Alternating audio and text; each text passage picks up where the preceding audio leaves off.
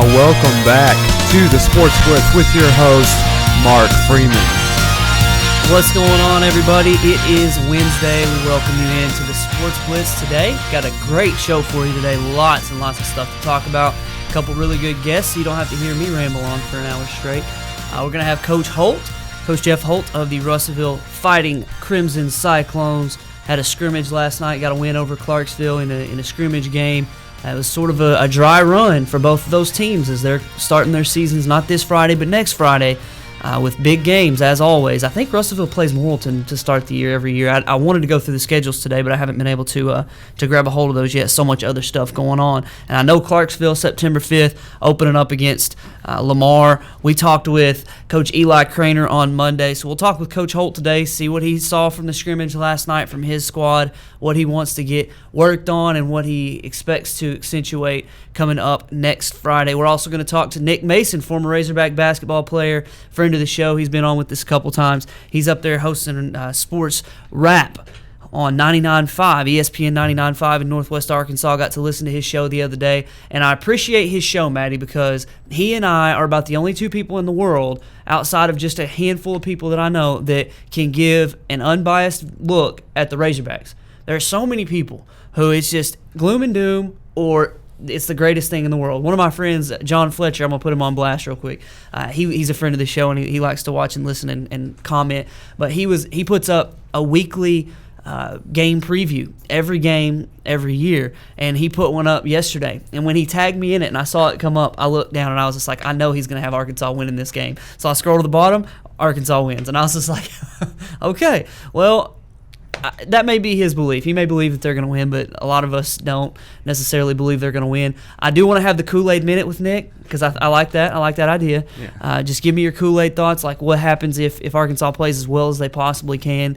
But I do want to get his honest opinion on some stuff. He was talking the other day about, this player has underperformed and I think he's going to transfer, and I think he should. And I was like, whoa. And actually that player was Will Hines. And then I saw Will Hines tweet yesterday that he's going to be the first person in the history of his family to graduate from a major university. So I thought that was really cool. I hope he stays now that I see that. And I actually liked Will Hines anyway. But Nick he's unabashed about he's a Razorback, but he's pretty good about being objective. So I'm going to get his opinion 11:30 today. So we've got a lot of stuff to get to. We'll start with local sports, and we've got a CrossFit Russellville poll question today that deals with the NFL. You know the story of Wes Welker, concussed for the third time in 10 months on Saturday or Sunday in the Broncos preseason game against the Redskins. But the big question now about Wes Welker, 3 concussions in 10 months. I don't know how severe each one of these concussions are, but I've heard that the cumulative effect of concussions makes it such that each one takes you longer to recover from. He missed, I think, a game or up to 3 games at the most with the last one. This one, they're expecting him to come back next Saturday or Sunday in their regular season opener. That's kind of scary to me. So I wonder if folks would answer that poll question with that they would play or that they wouldn't. We ask today, would you play? If you're Wes Welker, 3 concussions in 10 months, would you play or would you hang it up? He's got a lot of money on the line. He hasn't had a real big contract in his whole career, contrary to what most people might think. But he is playing with Peyton Manning, and he's got a chance to play for another Super Bowl. Where does the factor, the health factor later on come in? It's going to be hard for Wes Welker, I think, to hang it up. I think he's going to continue to play. We'll get your thoughts on it. You can call us at 968 News. Now, we will have phone lines tied up, like we said, from about 11:15 to about 11:45. But you can call between now and 11:15, and then after 11:45 to about noon. As you want to get in your opinion, call us 968 News. It's 968-6397. But the easiest way to get a hold of us, go to facebook.com/sportsblitz. Answer today's CrossFit Russellville poll question. Give us your thoughts. Leave a comment. Whatever you like to do to get involved in the show. This is your show. We're just here on camera looking pretty. That's all we're here for. So we appreciate you joining us today. First off, let me see. There's some big stuff that I mistimed the Razorback game the other day. For some reason, I've been thinking for weeks that the game kicked off at 4 o'clock. And then I looked, and I thought that I saw 4 Central. I know how this works. You look and you see if it's ET or CT, Eastern Time or Central Time, and I could have sworn that I saw it CT. Well, it's 4 o'clock Eastern Time, so it's 3 o'clock here. Don't get to your Razorback game party an hour late. Razorback game starts at 3 o'clock this Saturday against Auburn. We'll look at the position-by-position breakdown here in a little bit. I want to look at how Arkansas's offensive line matches up against Auburn's defensive line and vice versa. I want to look at how the wide receivers for Arkansas will fare against the defensive backs from Auburn and vice versa. And then I want to look at the linebackers and the running backs. I know that the linebackers and running backs, it's not a one-to-one comparison there because you got the defensive line and the offensive line that factors in there. But the linebackers for Arkansas and for Auburn and the running backs for each team, I think that's going to be an interesting dynamic there that we'll look at here in a little bit. See the breakdown, because Maddie, we need to turn my mic on. It'll be good.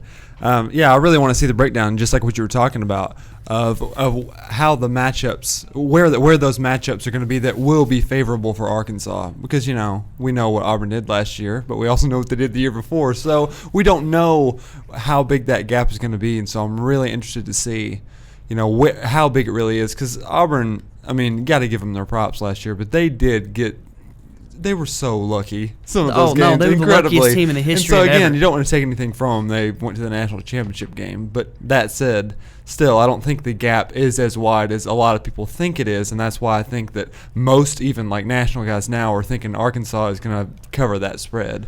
So I think. Is it still at 21? Last I heard, but it's been a few days. If it's so 20, this is where betting gets weird. Like, if it's 21, I'm taking Arkansas because I don't think that Auburn is going to beat Arkansas by more than 21 points. Badly. But if it's 20, I'd have to consider Auburn. It's weird, isn't it? Because I do think I would pick Arkansas most likely, but I would have to consider Auburn the fact that, okay, if they did beat Arkansas by 3 touchdowns, I think it's going to be a touchdown or 2. If they did beat them by 3 touchdowns, I'd be in trouble. So I would pick Arkansas probably if it were 20 points, or 21 points or more. If it's 20 points, it would be a tougher number. I think that number is going to go down. That's what I'm trying to say with that. I think that number is going to go down, and you're going to see Arkansas obviously not favored to win the game by any stretch, but there are some folks that are going to come around and say, oh, Arkansas is going to run the ball down Auburn's throat with the biggest offensive line, second biggest offensive line in the conference. And we made the point the other day, I heard it on the radio on the way in here, Arkansas would have the 4th largest average weight offensive line in the NFL. That's how big these offensive linemen for Arkansas are. We went through the depth chart on Monday, and we talked about the different positions. You got guys like Cameron Jefferson, the transfer from UNLV, that's now going to be playing left tackle as a backup when people thought he was going to plug right in there and start at left guard. That's just about the position battles. That's just about the talent that Arkansas's got in there at the offensive line. So I'm looking forward to seeing Arkansas punish a little bit. But on the flip side, Auburn didn't get to the national championship by accident. They beat Alabama last year, and Alabama every bit as good as Arkansas could ever hope to be with the running backs and the offensive line and that style of football. So I don't think Arkansas is going to do anything that's just going to absolutely thrash Auburn. So I'm just interested to see how long Nick Marshall is out. I'm interested to see because Gus Malzahn said yesterday in his press conference that Nick Marshall will absolutely play. He has a plan, he says. And I don't know if you saw this, Maddie, but did you see all the controversy around Brett Bielema saying things like, we don't have a cloud. We don't have any suspensions. We don't have a cloud hanging over us. Did you see the controversy? No, I haven't they were seen acting that, like he was taking pokes at Auburn when really he probably was. But part of it is just saying, look, we ran a pretty good program last year. We don't have Tight anybody. ship, we don't have anybody in any legal problems. We don't have anybody with grade issues, ineligible. We're good to go, and we don't have to worry about that. Even though the other side, they've got defensive back out indefinitely, quarterback. Don't know how long he's going to be out. All this junk that they're having to prepare for, which Auburn wouldn't have to have a plan for those guys if they were eligible to play right now if they hadn't been stupid. So I kind of like what Brett Bielema did there. I did see some stuff where people were saying he hadn't earned that right yet because he hadn't won a game in the SEC. So I can see that side too. But I just like the the way that these guys are running the program as far as getting guys eligible, keeping guys eligible, recruiting high-character guys. You haven't seen a single arrest. You haven't seen anybody in trouble with anything. The worst thing that's happened is Brandon Allen's truck got burned up on Monday, which is a crying shame.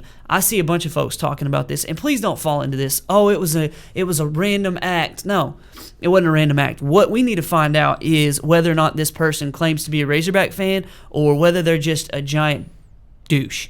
If they're just a giant jerk who they just decided to go after Brandon Allen because they didn't like him, then that's one thing. But if they claim to be a Razorback fan, they're going to screw up a whole lot of work with a lot of recruits. You saw C.J. O'Grady, who said, I don't know if I want to go to Arkansas anymore because crap like that's happening to their quarterback, and he hadn't done anything wrong. He was hurt, and he didn't play well. So you burn his truck, you throw eggs at his truck. I mean, what?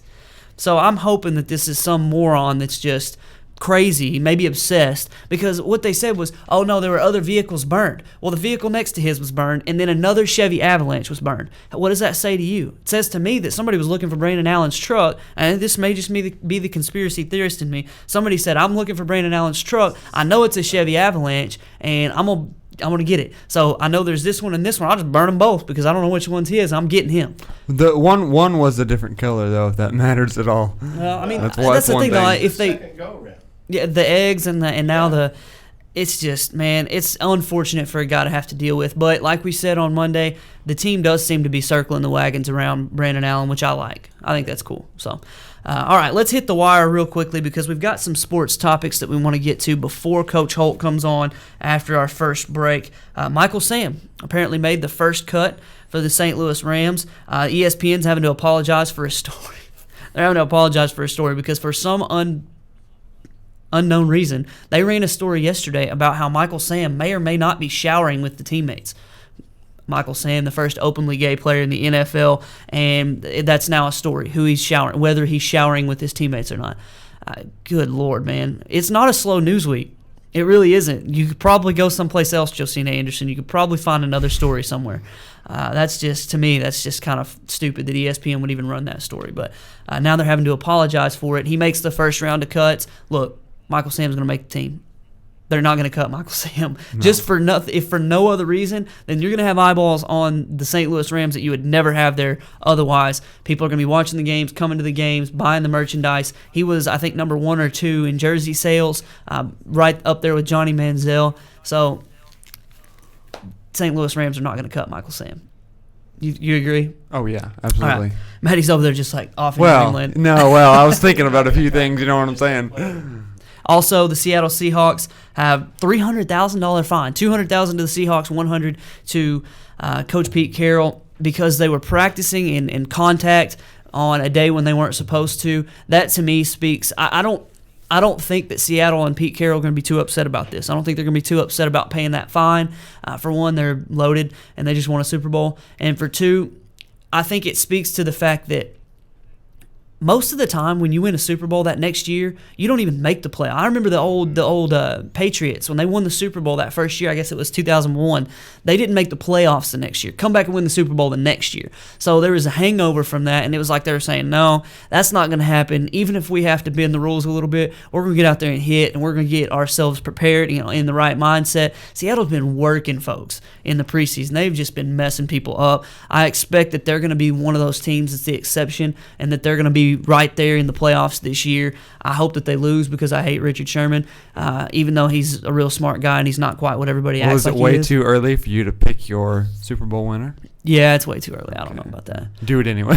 I mean, I want to say Denver. I'm a Peyton Manning and Dallas Cowboys fans, and Lord knows that the Dallas Cowboys are not going to the playoffs, let alone winning the Super Bowl. But so I'd like to say the Denver Broncos with all the things that they've done, all the upgrades that they've made. I just picked Peyton Manning in my fantasy football draft, so I'd love to say that, but I might. We'll see. NFL season starts next Thursday, so we'll give you on Wednesday of next week. We'll give you all of our predictions sure to go wrong, and we'll let you know who we expect to win. I gave you my 4 teams in the college football playoff on Monday. I had Michigan State from the Big Ten. I had Florida State. I had Alabama from the SEC, and then I had Oregon from the Pac-12. Oregon and Michigan State play one another second week of the year. So that makes it a little tougher because that means one of those teams is obviously going to have a loss. I think Michigan State would be able to it would be harder for them to overcome that loss because their schedule's not as strong. Oregon in the Pac-12, they play Stanford, they play UCLA, they play USC, and then they play Michigan State as well. If they were to lose one game and it were Michigan State, a top 10 team, and then they were to run the table the rest of the way, they would have a really good shot, especially if they'd won. Both of them had won a conference championship game. They would have a real good shot at getting in there, even over like an undefeated Oklahoma out of the Big 12 who didn't play anybody and doesn't have a conference championship game.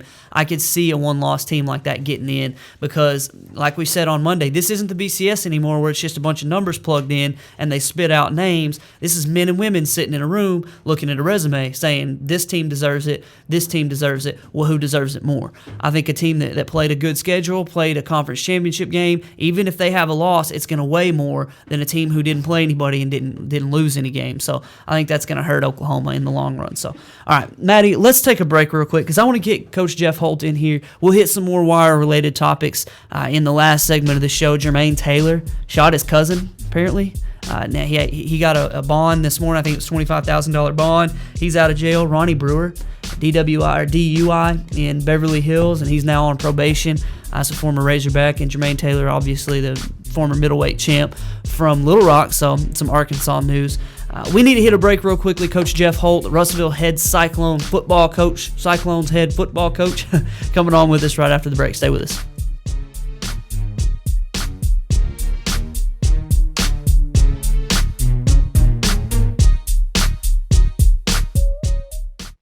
Hi folks, Richard Roberts with Cogswell Motors in Russellville. You know, we've been in business since 1949. A dealership doesn't stay in business that long under the same ownership unless you're doing something right, and that's taking care of customers. We have the largest selection of new Ford, Lincoln, Mazda, and pre-owned vehicles in the River Valley. So if you want the most for your trade, the best interest rate on financing, and the best price on a new or pre-owned automobile, come to Russellville and see us. We're at 1900 East Main, or visit us on the web at cogswellmotors.com. If you didn't count on KARK4 today this morning, here's what you missed. Updated news. Police continue searching for suspects after a home intrusion overnight. Developing stories. There's another piece of presidential history turning up here in Arkansas. And weather and traffic on the force. Friday night, Saturday morning will bring us our next chance rain. Every 10 minutes. Around the clock. Making your day easier. So rise and shine and count on. Count on. Count on. KARK4 today. Today, there are more than 20 brands of cars being sold in America. So to be noticed, Ford and Cogswell Motors have to go further than anyone thought we could. How does Ford stand out above the crowd? Not just with plug-in vehicles like the new 2013 Ford Fusion Energy that gets a projected 100 miles per gallon equivalent, but also with a line of gas vehicles equipped with the innovative EcoBoost engines combining power and efficiency, plus a full measure of technologically advanced features. We invite you to stop into Cogswell Motors today. We go further than anyone thought we could, so that you can go further too. RiverValleyLeader.com is the #1 local source for instant news in the River Valley, offering HD video and live streaming along with top-notch coverage of all the news and events around the area. The River Valley Leader is the only place to go for all the information you need. Check out the newest local business featured on the site, as well as police news and coverage from important meetings, along with the personal stories, all at one convenient click. Check out RiverValleyLeader.com. Hi folks, Richard Roberts with Cogswell Motors in Russellville. You know, we've been in business since 1949. A dealership doesn't stay in business that long under the same ownership unless you're doing something right, and that's taking care of customers. We have the largest selection of new Ford, Lincoln, Mazda, and pre-owned vehicles in the River Valley. So if you want the most for your trade, the best interest rate on financing, and the best price on a new or pre-owned automobile, come to Russellville and see us. We're at 1900 East Main, or visit us on the web at cogswellmotors.com.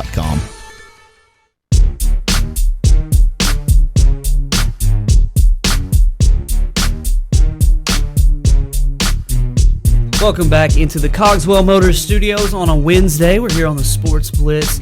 Hope you've enjoyed the wide variety of sports we've talked over the first segment. We're now joined by Russellville Cyclones head football coach Jeff Holt. Coach Holt, how you doing today? And I am doing great. How are you doing? Doing very well. Sounds like I can hear a little pep in your step there. As football season is upon us. You guys had a big scrimmage last night against the Clarksville Panthers. How'd that go? It went really well. It was good to see one of my old players and now head coach Eli Craner doing a fantastic job at Clarksville. So, we got out of there without any injuries and got a lot of things accomplished that we wanted to get accomplished in a scrimmage, and we're pretty satisfied. Awesome. Wondered how the off season has gone for you guys. I know you've replaced a lot of players. You got no Cody Jones, no Jalen Curtis for the first time in a long time. You're obviously every year you're replacing players, but how has the off season gone, and how's that replacing those very talented, skilled players been? It's it's good. We've got a large senior class, one of the largest senior classes that we've had since I've been here, and so they're excited for the opportunity to lead this team. We lose several good football players from last year. So, we're trying to find the right pieces for the puzzle, and we're getting really close to doing that. We've got Moulton coming up, so we should be pretty close to having everybody where we need them.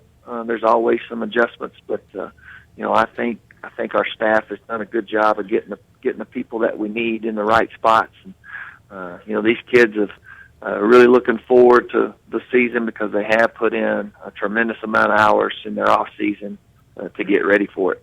Well, you can tell that they've put in a lot of work. I came to a couple of those little camps, though. Man, it seems like football has changed a lot as far as, it's gone away from the 7-on-7 look in the last few years to more of a day team camp where you're putting on pads or you're doing what the rules will allow you to in order to get prepared for the season, but it's getting everybody involved, and it seemed like you guys were putting in a whole lot of work. I've heard a lot of things about your offensive line, but I remember all the skill players you've got back. You've got guys like Tony Jones and Kentrell Scott and Coach East Temple-Laws coming back. I know you've got some quarterback, I don't want to say questions. You're replacing Cody Jones, a college quarterback. So I wondered what that transition has been like to the new quarterback and how you guys are going to best take advantage of those skill players you've got. Yeah, we'll be different. You just don't come in and replace a guy like Cody Jones. Again, college quarterback, been in the program for 3 years, really understood the offense, and, extremely talented. So, and we're not asking any one of our guys to come in and replace him. We just need them to be themselves. We're going to be a little different this year. We do have a pretty good offensive line. If we can stay healthy, I think those guys have a chance to really lead our offense and give us a chance to run the football. And we'll get it to those skill guys. Maybe not like we have in the past. We can still throw it to them, but we're going to do some other things with them to make sure that we get those guys in open spaces where they can do some special things with it. Now, Maddie, for those of you that don't know, Coach Holt, he's world-renowned for his creativity and getting the ball in his best players' hands in a number of different ways. I'm looking forward to seeing how he gets the ball in those guys' hands. There's only one ball, and there's a Tony Jones and Kentrell and Coaches, and they got some guys who are going to need the ball in their hands, so it's going to be an interesting dynamic how he gets the ball in their hands. The one question that I had, I guess, about your offense, you said something about changing things up a little bit. Is that something that you do every year to an extent? Because I absolutely hate when a football team completely change. We're a spread offense, then we go to the veer the next year. We're an option team, and then we go to air raid or something like. It's not something that you're talking about doing. You're talking about tweaking to get it in the best players' hands. Something that you have to do that's what you're talking about, right, Coach?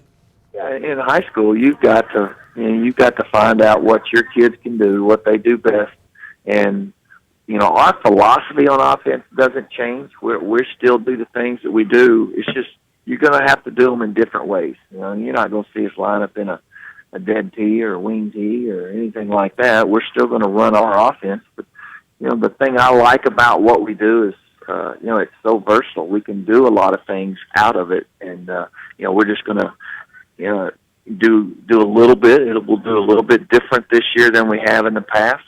But it's still going to be fun. It's still going to be exciting. And, I'm looking forward to watching those guys on Friday night.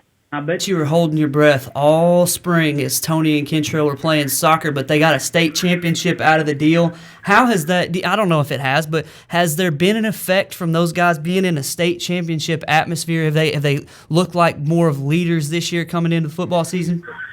Well, for me, I like to see our kids play other sports. I like to see them compete, especially if they can help Russellville High School win championships, and that's what those guys did. And we've got some that played baseball that also won a championship, and so I love watching our kids play other sports. I enjoy going out and seeing them, and of course it's got to bring something to the team, whether it's leadership or just that competitive nature of wanting to win a championship. So we've got several of those guys now on our football team, and that definitely is going to spread all throughout our players. Now, I don't have your schedule right in front of me today. I'm going to dig into that real heavily on Friday, but I know that the AAA's changed some things. We talked a little bit about the rules a moment ago, but about the alignment of the conferences and things like that. Is that going to change anything for you guys this year? This year we do have a few different opponents in our conference. We've added Alma to our conference. We've added Van Buren, and we've added Bryant to our conference. So, we dropped Southside and Northside, and we dropped Parkview, and we dropped Hall. So, got a little bit different look to our conference. The way that the conferences are made up and how the playoffs are made up are a lot different than last year. We no longer have that point system. Now it really comes down to how you play against your 6A opponents. And I don't think it's a very good system. It's when you really limit, you've got 3 games now that you're going to play 6A opponents in, and those games you've got to finish in the top 3 of those. There's no room for any error, or you got to hopefully you don't get injured on any of those ball games, or which makes it difficult. So it is what it is, and we'll play it. But hopefully, I think not next year, but the year after that, we're going to an all 6A conference, and maybe hopefully some of that will be all fixed. Yeah, well, you wouldn't ever expect the AAA to make any stupid decisions. I would be shocked to hear that the AAA made something a little more difficult for folks. All right, Coach, before we get you out of here, Hogs Auburn on Saturday. I want to get your thoughts on the game. Do you think the Hogs stand a chance there? Well, I know that they think they do, and they're excited about the kids they have. They're big up front. They're going to try to run the football. So, it'll all come down to, can they stop the run and can they run the football? And if they do that, they'll have a chance. All right. Well, Coach, we appreciate your time today. We'll get you out of here, and we hope you have a great game against Morrilton. That's a defending 5A state champ right there to open up Russellville in their season. We appreciate you, Coach Holt. Thank you for your time. We'll look forward to talking to you again soon. Thanks for having me. All right. That's Coach Jeff Holt, Russellville High School football. Looking at a big season for the Cyclones coming up. Like they said, he's got 3 games in the 6A with which to qualify for the state playoffs. I know the AAA tries to make things better, and really it's just like the NCAA. It's the member institutions that make it up, that make the rules, and then the AAA just enforces them. So they sort of get a bad rap, but some of the things they do are just ignorant. And it doesn't make any sense to me why they do some of the things they do, or why the member institutions, the schools themselves, agree to do some of the things they do, but that's neither here nor there. Maddie, let's hit this break real quickly because we got Nick Mason coming in from ESPN 99.5 in Northwest Arkansas. You got the host of the Sports Wrap coming in here in just a minute, so we'll be back right after this break.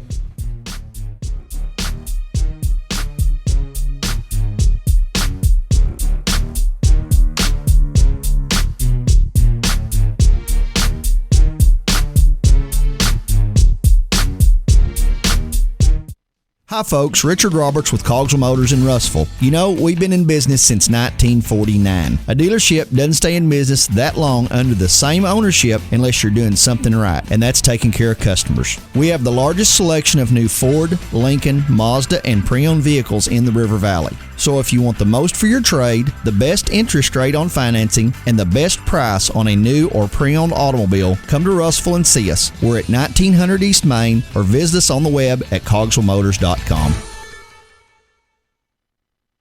If you didn't count on KARK4 today this morning, Here's what you missed. updated news, Police continue searching for suspects after a home intrusion overnight. developing stories, There's another piece of presidential history turning up here in Arkansas. and weather and traffic on the 4s. Friday night, Saturday morning will bring us our next chance rain.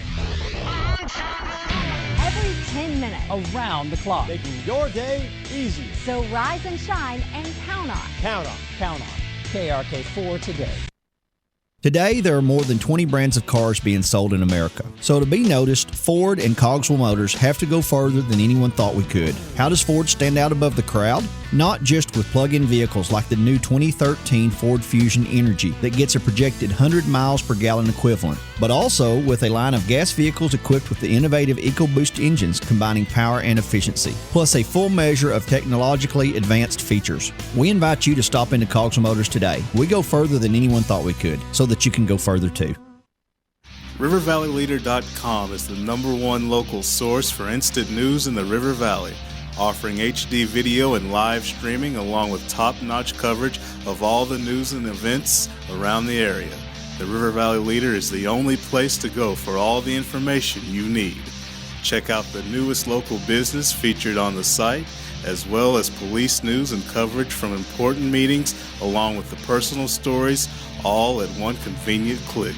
Check out RiverValleyLeader.com.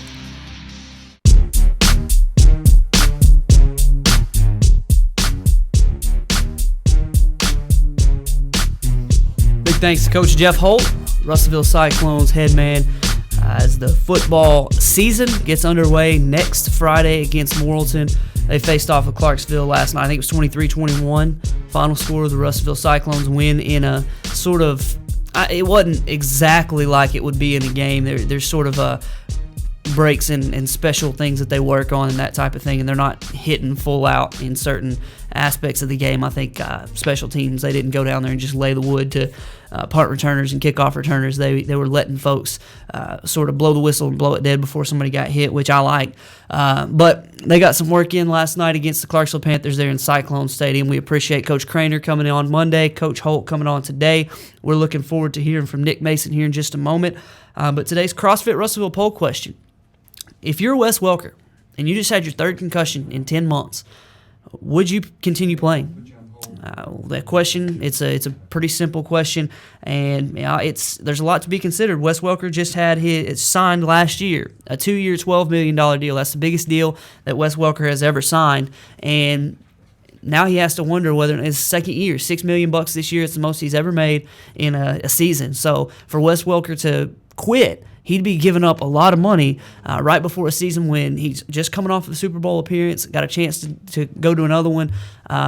If you're honest, it's going to be hard to give that up. But some of the answers that I've seen so far, people are saying, look, your health is more important than the game, which everybody seems to agree that your health is very important. David said, of your personal, not the franchise opinion, if the doctor cleared me on play. Michael Lassiter said he probably wouldn't remember the first 2 concussions after his third, so he would. And then Richard Down said, after all the issues that have come to light from former players who had multiple concussions, I think it'd be time to leave the game and prevent further damage. I'll give you my answer here in a little bit, but right now we are glad to be bringing in Mr. Nick Mason. I'm going to call him Mr. because he's a celebrity hosting Sports Rap. You know that's Chuck Barrett's former show up there in Northwest Arkansas. So Nick Mason, the pedigree that goes behind that show, he's a big deal up there, ESPN 99.5 in Northwest Arkansas. Nick, man, how you doing? I'm doing good, and in fact, I'm sorry that I'm a little late calling you, but I actually got pulled over by the police here in Johnson, and I told them, I said, hey, I have a very important interview, so if you can just kind of speed the process up or whatever. And I kind of thought that, the the cop was going to think it was kind of funny, but he ended up writing me a ticket. But he did speed the process up so I can make sure that I made time for you guys today. Man, I thought you tell them you're coming on our show, they'd let you out or double the ticket. I didn't know which one they would do, but man, that stinks, man. Sorry about that. No, it's all good. The reason that I wanted to have you on, I was listening to your show the other day, and I think I was telling everybody earlier, I think you and I are the only two people on the planet who can be objective about the Hogs this year. So I wanted to get your thoughts on the Razorbacks against Auburn coming up on Saturday. And the way it works normally is that the closer it gets to the season, the more people lose their ever-loving minds. They go from Arkansas doesn't have a chance to Arkansas is going to beat Alabama. Arkansas is going to kill everyone. So I wondered where you are coming into this season against Auburn on Saturday. Well, against Auburn, and, there's no such thing as moral victories, but you can have demoralizing defeats. And so I do think that it's very, very important for Arkansas not to get blown out, for Arkansas to have a good showing, because it is a long season. And if Arkansas is going to go to a bowl or not, that's not going to be decided the first game. It's not even going to be decided the first couple of games. It's going to be decided right there in the heart of the schedule after Alabama, where you're talking about you play both the Mississippi schools, you have LSU, and then you also have Missouri at the end of the season. So if you're looking, I don't think Arkansas is going to win the opening game. I want them to have a very good showing. And what I like to explain to people is everybody's high on guys like, Hunter Henry and Alex Collins and Dietrich Wise, and I try to explain to everybody that all teams get better over the offseason, and all teams have guys that are working very, very hard and that want to go to the NFL and that, want to put the team on their back. And all these stories that we're hearing about Arkansas, well, everybody else has those type of players too, and those guys have a couple of more recruiting classes, and those coaches have been there for a little while longer. So I still think Arkansas is going to struggle in the win column this year, but I do think they'll put a better product on the field. If you had to, I know it's coming up on time, and you may have already done this. I didn't get to listen to this part of your show. How many wins do you have Arkansas with this year? I actually have them with 5, and I'll go down the schedule really quick. I have them beating Texas Tech and Texas A&M. Here's my theory on that. For some reason, everybody in Arkansas, everybody in this region thinks Texas A&M is going to be bad this year. I don't think they're going to be bad. I think Arkansas, though, is going to have a great shot at beating them. And I'm of the opinion, if you think Arkansas can beat Texas A&M, then you definitely have to have them beating Texas Tech, because Texas A&M is a more talented SEC version of Texas Tech. So I have them winning those 2 games. And then, of course, I have them going undefeated in the non-conference. But after that Texas A&M game, I have Arkansas hitting a wall, and I have them going winless after that. So I have the Hogs at 5-7, barely missing a bowl game this year.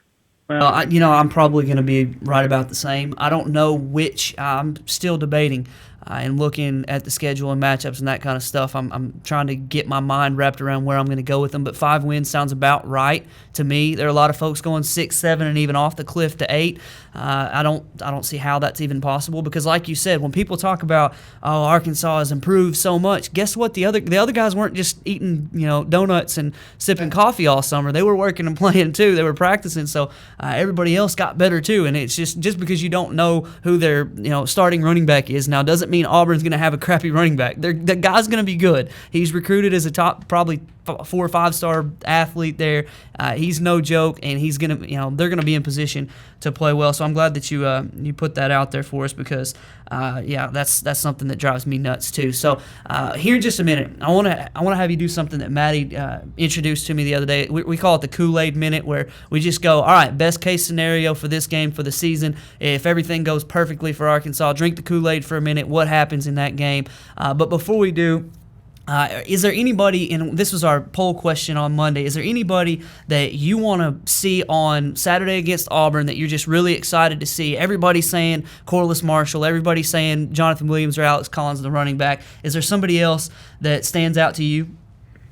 It's funny because it seems like we've talked about Brandon Allen so much, that we don't want to throw him out there, and he's also the obvious answer. But yeah, I really want to see a healthy Brandon Allen.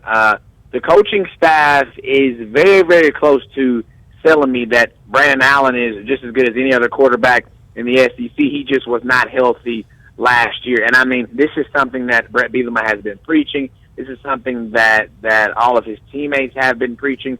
So either Brett Bielema has told the team, hey, this is the message that we're going to send about our quarterback, or, all these things are actually true. So I don't think, I think that I want to see Brandon Allen more than everybody else on both sides of the football combined. Well, when you talk about Brandon Allen, you have to talk about the targets that he has at wide receiver. Obviously, he's going to have pretty decent tight ends, and Hunter Henry was a freshman All-American. And if you believe the things about A.J. Derby, he's going to have a better tight end number 2 out there. But the wide receiver targets, do you think you got a little bit more confidence this year than you did last year in those guys?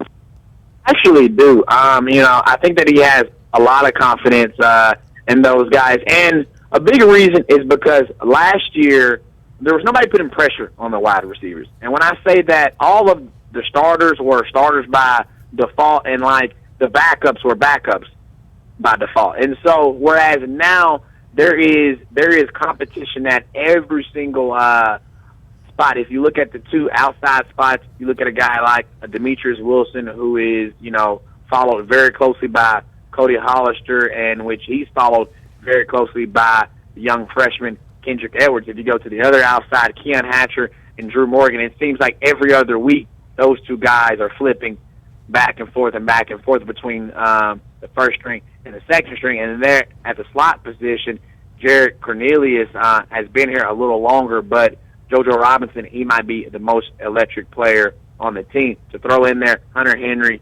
A.J. Derby. So he definitely has a lot more targets, and the wide receivers here are finally catching the football. The biggest problem I had, it wasn't that these guys weren't burners or these guys couldn't get separation or whatever you want to call it. My biggest issue was when you're a Division I wide receiver and the ball is thrown to you, and I'm not saying go up and make one-handed A.J. Green catches or make a Jarius Wright catch or whatever the catch may be. I'm saying when the ball hits you right in your hands and you're consistently dropping those, because, Arkansas had probably 4 to 6 times a game where a ball would hit a receiver right in the hands, nobody was around, and he just would drop the football. So the wide receivers are catching it a lot better, and I know for a fact that Brandon Allen has a lot more confidence in that group of guys. Well, let's flip the field. I don't think the linebackers could get any worse. I've heard that they got better over the offseason. That's not a big surprise to me. My question to you is, do you think the defensive backs are going to be able to hang through a tough SEC schedule this year? I've heard good things about the defensive backs, but when you look at the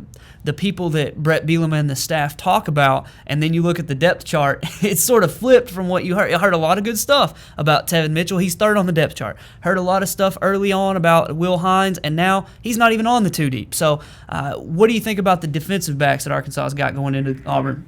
Well, whenever we're talking about the defensive backs, I have complete contrasting views on the safeties and on the corners. I'll start with the corners since that's the first one you brought up. Yeah, the Will Hines thing, I think the fans were a lot higher on Will Hines than the coaching staff ever was.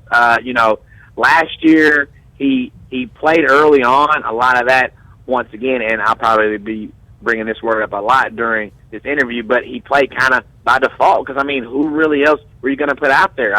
Kerr Washington at the time was about 170 pounds. You can't play cornerback in the SEC and be that short and that small. Jarrett Collins, he was lighter than Kerr Washington. Tevin Mitchell was just god-awful. And so there really wasn't a lot of guys who you could play. So Will Hines kind of won that. And now whenever the competition has kind of amped up a little bit, Will Hines is nowhere to be found. And I'm not basing this upon anything, but I would be surprised if he was a Razorback heading into next year. I think that he is that far down on the depth chart, and I just don't see him working his way back up. When you're talking about Tevin Mitchell, though, the coaching staff still have not been able to have him and a lot of the practices and be a full go. So that's the excuse that we got as far as, and I actually, honestly, when I first saw the depth chart, I thought he was third too, but it's an either or at the second string spot. So I guess he's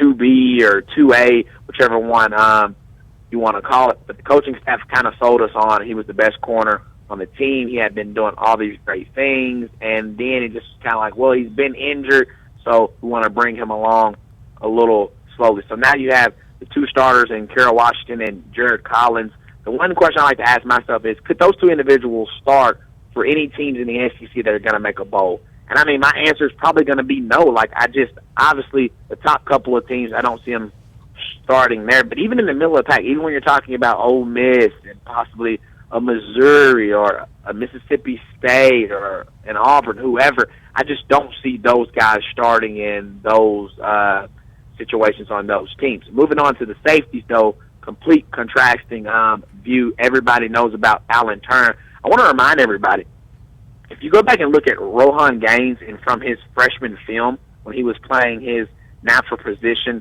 back there at the safety spot, he was a better player than Alan Turner. Then last year, for some reason, Brett Bielema and the coaching staff put him at the nickel back, in which, he showed us time and time again he is not a nickel cover guy. I mean, he cannot play that position to save his life. Now he's 100% healthy. He's back at his natural position, and I actually think that the safety position is going to be a strength for the defense. All right. See, that's what I like to hear right there. We get from the bad to the good, Maddie. So now it's time, Nick. Let's look at our Kool-Aid minute. If everything went exactly according to Arkansas's plans, how in the world could Arkansas beat Auburn? What do you see Arkansas doing if they were to win that game? Give us the best case scenario.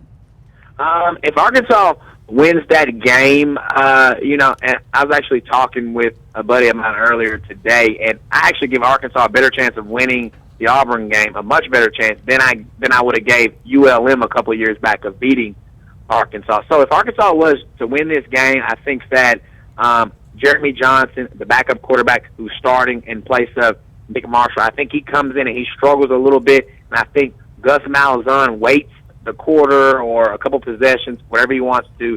I think he waits to put in Nick Marshall, but I think that Arkansas has to get off to a good early start, and this is going to be about scoring points. Yeah, the defense is going to have to make stops at some point in time or another, but I think that this game is going to be a game from like the Petrino days where Arkansas is going to have to score, 35 to 42 points to beat Auburn, because no matter how good the defense is, you're not going to stop Gus Malzahn. He's going to put up some points. So Arkansas has to jump out to an early start, and it's more on Auburn has to make some mistakes. Auburn has to have some turnovers, and then their quarterback situation just has to go completely wrong for Arkansas to win. That sounds exactly, Maddie, like what I said on Monday, doesn't it? That's exactly right. That's exactly what I think Arkansas's got to hope for, a fast start, and Auburn to just not be able to catch up. Auburn to make some mistakes, and early on in seasons, Auburn hasn't been all that great, especially like Gus Malzahn last year. It took them several weeks before they started getting completely butt lucky and winning games. Well, they nearly lost. Was it Utah State last year? I mean, just like right at the end. Was that the team? I think? I don't. Yeah. Early in the year, they almost lost to somebody. That Utah they State, maybe. Yeah.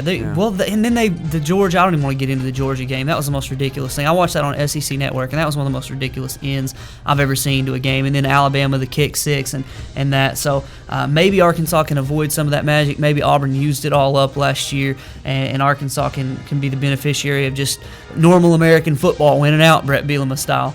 All right, Nick, before we get you out of here, I'm sorry we went a little long, but I'd be remiss if I didn't ask a former Razorback basketball player about Jimmy Witt. What are your thoughts on Jimmy Witt committing to play for the Hogs? Wow, I don't think people quite realize how big of a commit that was. Just because, I mean, if Bobby Portis, if he stays healthy, and if he just does what he did last year, he's going to be gone. He's going to the NBA draft.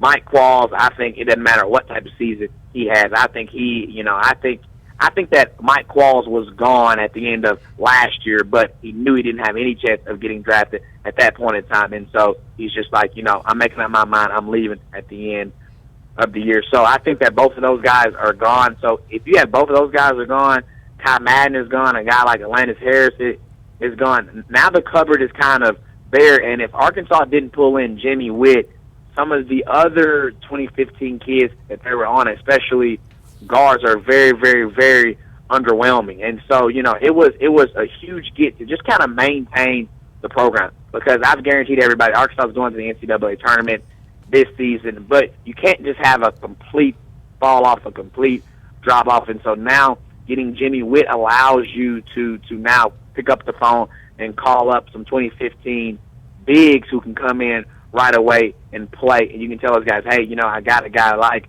a Jimmy Witt, and we're going to build the program around you two guys. So, are you going to commit? And now those guys are answering the phone, whereas at first those guys probably weren't going to answer the phone. But now since you have a big-time commit in Jimmy Witt, it does wonders for the program, especially because I really think there is a great, great, great chance that Bobby Portis and Mike Qualls are going at the end of the year. That's the kind of deep thinking we get from Mr. Nick Mason. Thank you for your time, Nick. Where can folks find your show? I know I downloaded your app to listen to your show here in Russellville the other day. How can folks get a hold of you?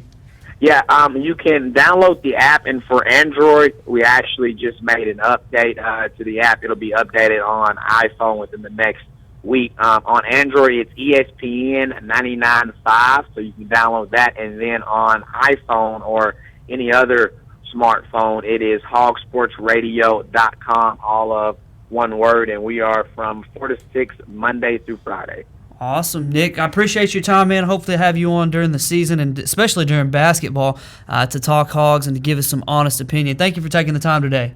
Yep, it's always fun. All right, that's Nick Mason, former Arkansas Razorback, and now radio host up there in Northwest Arkansas, ESPN 99.5, on host of the Sports Wrap, 4 to 6 Monday through Friday. We hope you'll take the time to listen to his show. We're going to hit a break. When we come back, we're going to tie a bow on it, man. We've got some Razorback stuff we want to look at, also some wire-related topics, some things going on around the world of sports. We'll answer today's CrossFit Russellville poll question as well right after this.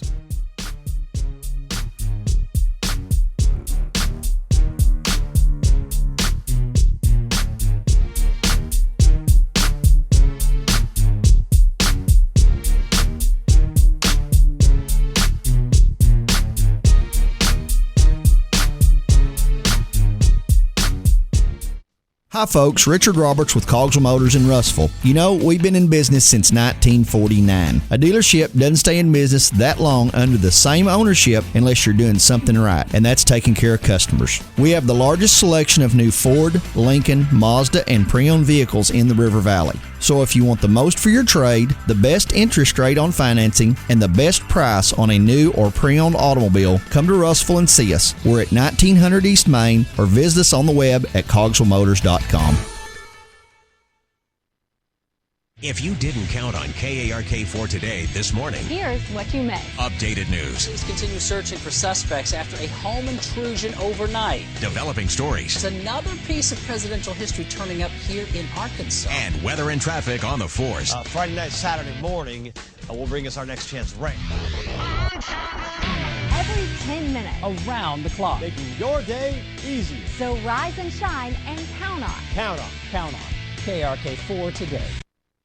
Today, there are more than 20 brands of cars being sold in America. So to be noticed, Ford and Cogswell Motors have to go further than anyone thought we could. How does Ford stand out above the crowd? Not just with plug-in vehicles like the new 2013 Ford Fusion Energy that gets a projected 100 miles per gallon equivalent, but also with a line of gas vehicles equipped with the innovative EcoBoost engines combining power and efficiency, plus a full measure of technologically advanced features. We invite you to stop into Cogswell Motors today. We go further than anyone thought we could, so that you can go further too. RiverValleyLeader.com is the #1 local source for instant news in the River Valley, offering HD video and live streaming along with top-notch coverage of all the news and events around the area. The River Valley Leader is the only place to go for all the information you need. Check out the newest local business featured on the site, as well as police news and coverage from important meetings, along with the personal stories, all at one convenient click. Check out RiverValleyLeader.com.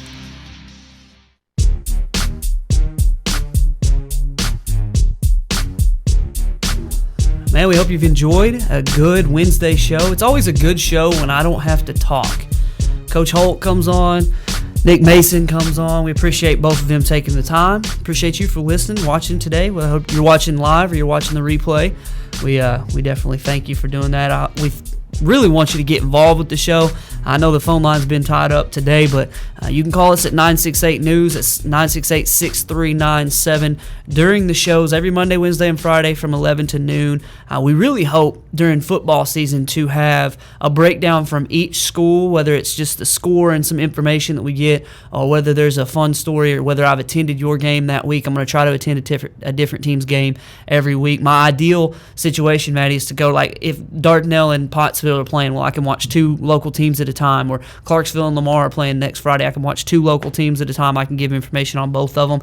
I want to have a local business sponsor for each sport or for each school for the entire year, so that we can say, okay, Lamar Sports brought to you by, and every single time we talk about them, we can. So make that happen, folks. If you want to be a part of the Sports Blitz, you really want to dig in and support your local athletes, give me a call, 968-NEWS, or email me, mark@rivervalleyleader.com. We'd love to take part in, have you take part in the show. A couple other things before we finish up with Hog Talk. I wrote down here that Josh Gordon's suspension ruling was expected today. It's come down, and the NFL has not changed his suspension from a year suspension down to 4, 6, 8, 10 games. They have upheld the year suspension for Josh Gordon.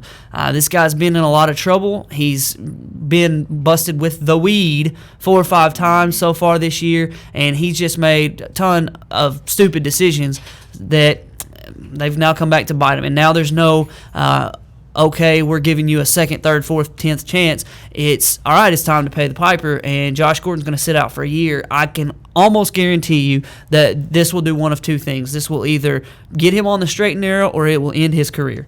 I don't think there's any in between. There's no more Josh Gordon gets in a little bit of trouble here or there. It's either Josh Gordon's going to have, as my papa always said, keep your nose clean. He's going to keep his nose clean, or he's going to be, the next thing, and he's done. So I'm hoping that Josh Gordon will get it together, because the dude missed 2 games last year and was still the NFL's leading receiver at like 1,600 yards or something crazy, missing games. So I'm hoping that I was actually looking. I opened my fantasy football app and saw that news. I was about to go pick him up and just hold him just in case that he did get cleared to play at some point during the season, because he's that valuable. Hopefully, he'll value himself as a human being like the NFL seems to have done. Roger Goodell is not one to lighten up on punishment. He's letting the hammer down, and that's just what he does. A couple other NFL news information here. Logan Mankins. Bill Belichick called him the best guard he's ever coached. The New England Patriots, talented guard. I think he was a 7-time Pro Bowler. Got traded yesterday to the Tampa Bay Bucks, and I rejoiced for 2 reasons. One, I drafted Doug Martin as my running back in fantasy football, so him having another talented offensive lineman, good for me. Also, Richie Incognito took a physical with Tampa Bay yesterday, and I don't want anybody that I'm going to be watching their games and rooting for a player on their team to have anything to do with Richie Incognito. I would like for that guy who, he was involved with the whole Jonathan Martin bullying in Miami last year. I would like for him to not be in the league anymore. So I'm glad that Richie Incognito is not going to be the answer there for Tampa Bay. I'm sure he'll get another chance somewhere. The NFL has cleared him and made it to where he can play right now if a team gives him that shot. The craziest story, though, Maddie, of the week, and we've been following this story, but we didn't talk about it on Monday, is this story out of USC where one of their defensive backs, kid named Shaw, apparently Josh Shaw, on Monday, it came out that he had saved his nephew from drowning. Let me see. His 7-year-old nephew who was struggling in the pool, and Josh jumped from a 3rd-story window, sprained both ankles to get this kid and save him out of the pool, right? Yesterday, it comes out that they're vetting this story because there are multiple reports coming in saying that this is a hoax, it's fake, it never happened, it was something else that was going on. That's why he's hurt. He's lying to you. So just a crazy story, and now it's coming across Twitter, the whole Manti Te'o situation.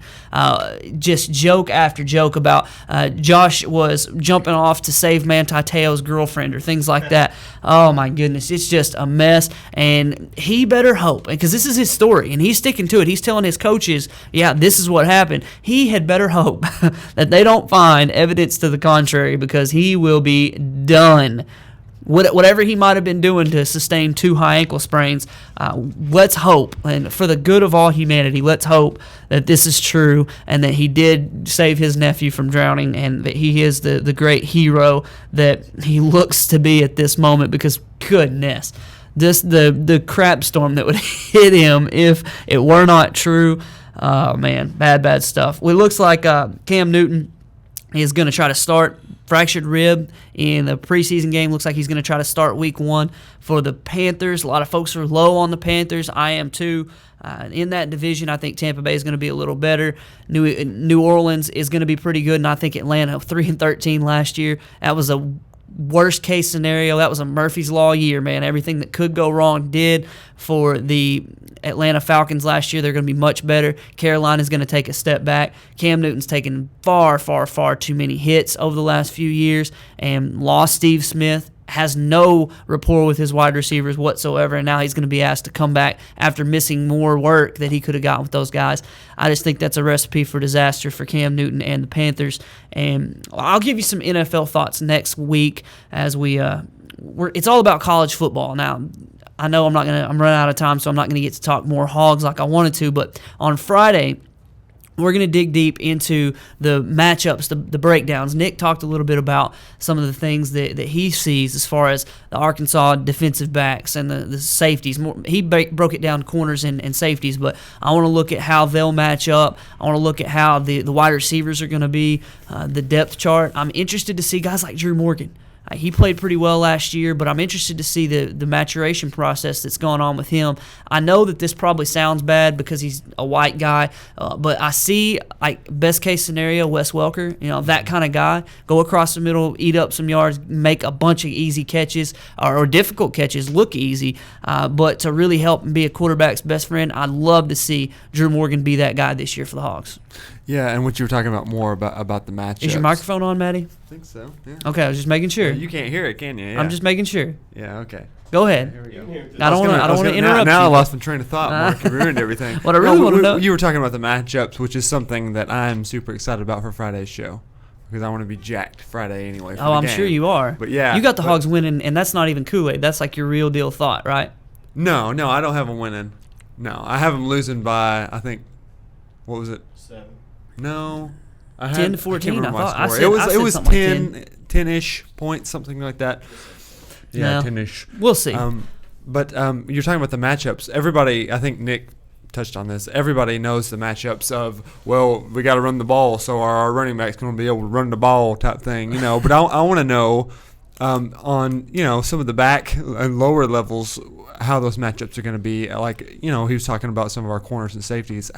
What are the changes that have been made in our offseason and new additions that are going to make a difference if they do? Or I guess make a difference either way. Are they going to be worse than they were last year type thing? That's what I think is going to be key to the game, and that's cliche to say, well, this one thing is the key to the game, but we know we're going to be able to run the ball this year. We know a few things about this team already that are just givens that we had last year even, but are those key positions going to be able to hold up for a game against a team like Auburn, even though, like you said, Auburn doesn't necessarily usually play well at the very beginning of the season, so I think it's a good time to strike. But that's what I'm most interested in is to see that. Win or lose, I just want to see where Arkansas stands.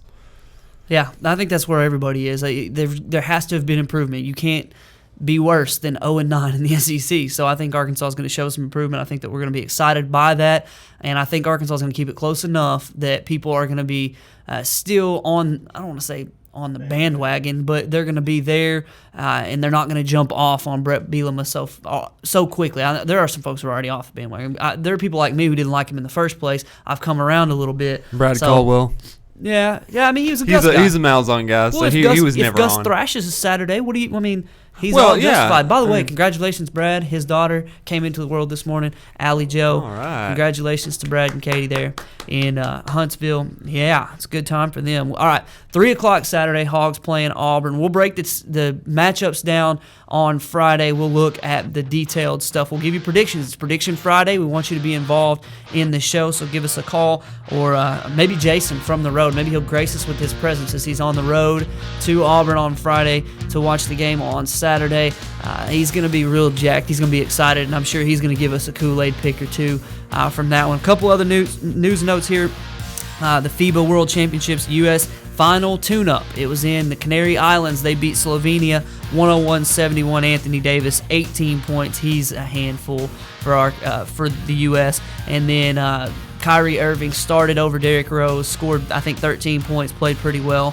So I'm kind of worried about whether or not the U.S. can beat Spain. It's the only team that I think can handle the U.S., but Spain has a whole lot of NBA talent on that team. Did I say this name?